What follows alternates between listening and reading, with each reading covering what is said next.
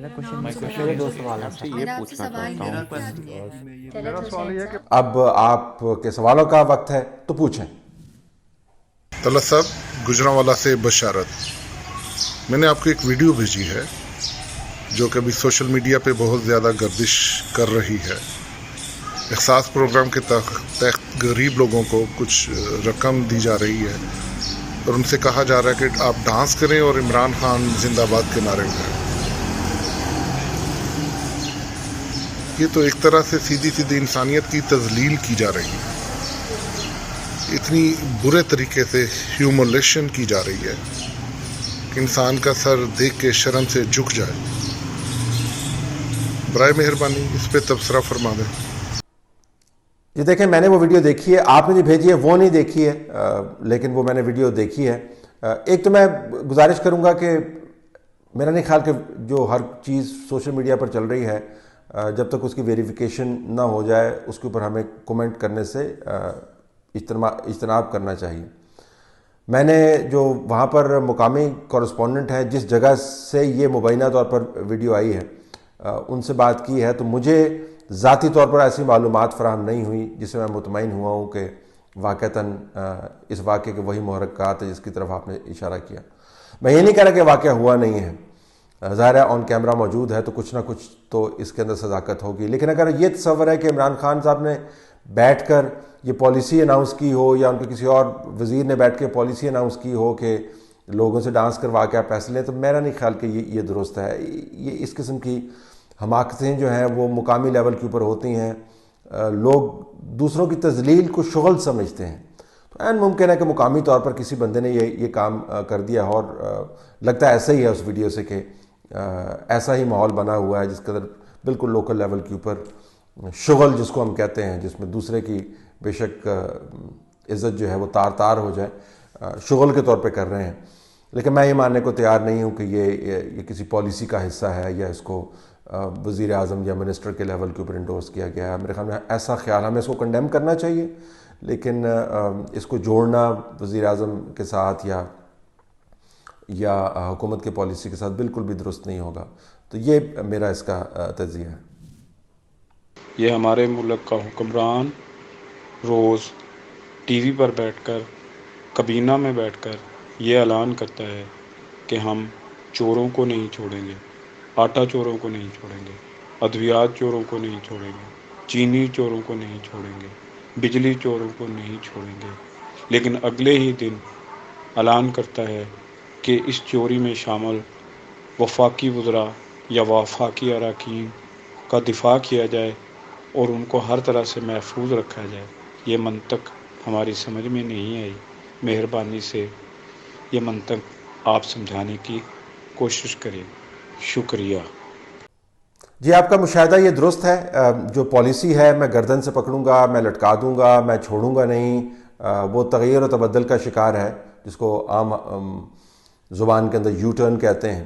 اور اب آپ کو اس کے اندر نرمی ہوتی نظر آتی ہے. اب یہ کہتے ہوئے لوگ نظر آتے ہیں جی کہ نہیں پہلے ذرا کمیشن کی رپورٹ آنے دیں. بعض خبریں یہ ایسی بھی چھپی ہیں اخبارات کے اندر, کچھ میری اپنی بھی معلومات ہیں کہ کمیشن کی رپورٹ جو ہے اس کو ڈائیلوٹ کرے گی, جو ذمہ داری ہے وہ لوور لیول کے اوپر فکس کرے گی. جن لوگوں کے پہلے نام آ رہے تھے ان ناموں سے ذرا ہٹ کے آپ کو کوئی اور کسی اور طرف لے جائے گی. نیب کی طرف سے اس معاملے کو ٹیک اپ کرنا, دیکھیں نیب بڑا ایک دلچسپ ادارہ ہے. اس کے اندر جب آپ کیسز ٹیک اپ کرتے ہیں تو ان کے دو قسم کے نتائج نکلتے ہیں. ایک تو ایکسٹریم ہائپ آپ کو نظر آتی ہے, بہت زیادہ شور شرابہ نظر آتا ہے اور دمادم مسکل اندر نظر آتا ہے, اور چھوڑیں گے نہیں اور ضمانت نہیں ہونے دیں گے, اور ضمانت کس طریقے سے عدالت نے کی, چیلنج کرے اس کو اندر رکھو, اس کی تحقیقات کرو, اس کا ریمانڈ لو وغیرہ وغیرہ, ریفرنس نہ فائل کرو.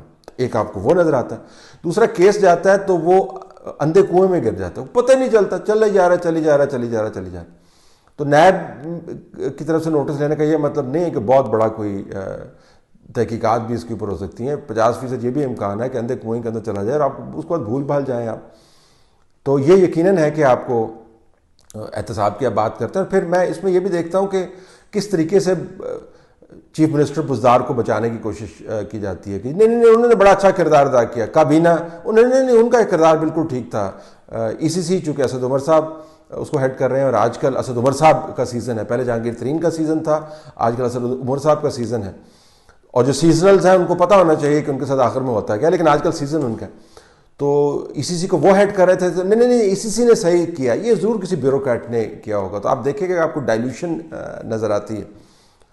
خسرو بختیار صاحب کا کہیں پہ نام ہی آپ کو نظر نہیں آتا، کیونکہ وہ ساتھ ہی بیٹھے ہوئے ہیں. رزاق داؤد صاحب بھی بڑی بڑی میٹنگز کے اندر دیکھیں آپ ابھی بھی موجود ہوتے ہیں. تو کوئی آپ کو وہ احتسابی جذبے سے سرشار جو لوگ ہیں جو نعرے آپ کو لگاتے رہتے ہیں، اب تو میرے خیال میں آپ کو پتہ چل جانا چاہیے کہ حقیقت کیا اور فسانہ کیا ہے.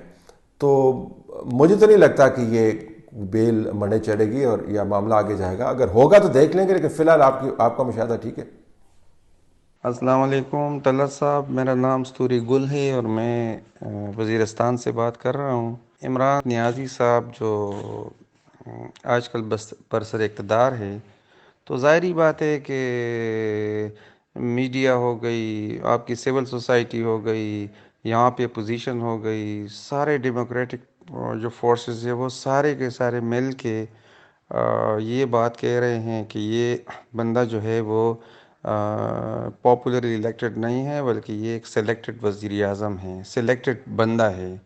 تو مجھے اس بات کی سمجھ نہیں آ رہی ہے کہ اگر آپ لوگ اور سوشل میڈیا اور اپوزیشن اور سول سوسائٹی اور یہ سارے ڈیموکریٹک فورسز ایک بندے کو ان کے مائنڈ میں یہ ہے کہ یہ سلیکٹڈ ہے، تو پھر کیوں آپ لوگ نجم سیٹی جیسا اور مطلب آپ جیسے لوگ اور یہ بڑے بڑے جو نام ہیں وہ کیوں اس کو وزیر اعظم وزیر اعظم وزیر اعظم کہتے ہوئے آپ کی منہ نہیں تکتی نا. تو اگر آپ لوگ اور میڈیا سب ان کا جو اوریجنل نام ہے عمران نیازی کے نام سے پکارو تو کیا ہی بہتر ہوگا. اس سے مطلب یہ چیز ڈسکریج بھی ہوگی اور اس سے ہو سکتا ہے کہ کچھ بہتر ہی آ جائے. دیکھیں آپ کی بات میں وزن ہے، لیکن میں سمجھتا ہوں کہ ایک تو مسلسل ایک سیاسی سٹینس ایسا جس کو آپ سسٹین نہ کر سکیں شواہد کے بغیر، تو وہ آپ لے نہیں سکتے. لہٰذا جو اپوزیشن جماعتیں ہیں جو ان کو سلیکٹڈ کہتی ہیں وہ تانے کے طور پہ کہتی ہیں، اور یہ تانا جو ہے اس کا تعلق 2018 کے انتخابات کے اندر ہونے والے جو گھپلے ہیں جن کی پردہ پوشی کی جاتی ہے، لیکن ظاہر تاریخ کی ہوائیں بہت تیز ہوتی ہیں، وہ سارے پردے وردے اور چادریں اتار کے پرے پھینک دیتی ہیں اور دودھ کا دودھ پانی کا پانی ہو جاتا ہے. اس میں خیر وقت لگتا ہے. تو 2018 کے انتخابات کے اندر جو معاملات جس طریقے سے کیے گئے یا ہوئے، یا اپوزیشن کا خیال ہے جس طریقے سے انتخابات کروائے گئے، اس کا نتیجہ جو ہے اس کو نہ ماننے کی ایک تنقید ہے جو سلیکٹڈ کے لفظ کے اندر سمو دی گئی ہے. اب دوسری طرف ایشو یہ ہے کہ ظاہر ہے ان کے ساتھ جتنی کولیشن پارٹنرز بیٹھے ہوئے ہیں، ان کی اپنی جماعت ہے، وہ جھولیاں بھر بھر کے ووٹ لے کے آئے ہیں. جیتنے نہ جیتنے کی میں بات نہیں کر رہا، میں ووٹ کاؤنٹس کی بات کروں. اگر آپ نمبرز دیکھیں تو بہت ووٹ لے کے آئے ہیں. اگر اس میں سے آپ جھرلو نکال بھی دیں، یعنی آپ نے چھڑی گھمائی اور ووٹ آ گئے، وہ عنصر نکال بھی دیں تو پھر بھی بہت ووٹ پڑے ہیں. وہ لوگ کہتے ہیں جی بالکل جینوئنلی یہ پرائم منسٹر ہے. تو میرے خیال میں ان کو صرف نام سے پکارنے سے بات نہیں بنے گی. اس وقت وہ وزیر اعظم کی کرسی پر موجود ہیں. کس عمل کے ذریعے آئے ہیں وہ ایک بحث چلنی چاہیے اور اس کا حل نکلنا چاہیے. لیکن میرا نہیں خیال کہ اگر آپ ان کو وزیر اعظم کہنا چھوڑ دیں تو اس سے کوئی اثر پڑے گا. وہ جس وزیر اعظم ہم ان کو عمران خان کی وجہ سے نہیں کہتے، وزیر اعظم اس وجہ سے کہتے ہیں وزیر اعظم کے طور پر ملک چلا رہے ہیں اور فیصلے لے رہے ہیں. تو اگر وہ فیصلے قابل قبول ہیں بطور وزیر اعظم تو ظاہر ہے پھر ان کا عہدہ بھی قبول کرنا پڑے گا. تو میرا تو اس کے اوپر یہ اسیسمنٹ ہے.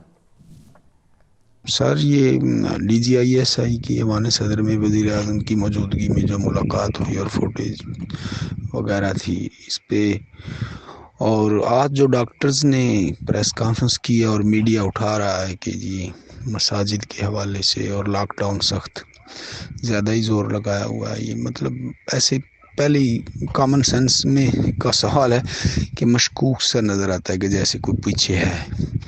اور پھر تیسرا یہ میر شکیل الرحمان کی گرفتاری کے باوجود عمران کی جیو بڑی دھوم دھام سے وہ چندہ اکٹھا کرنے کی مہم میں حامد میر صاحب کروا رہے ہیں.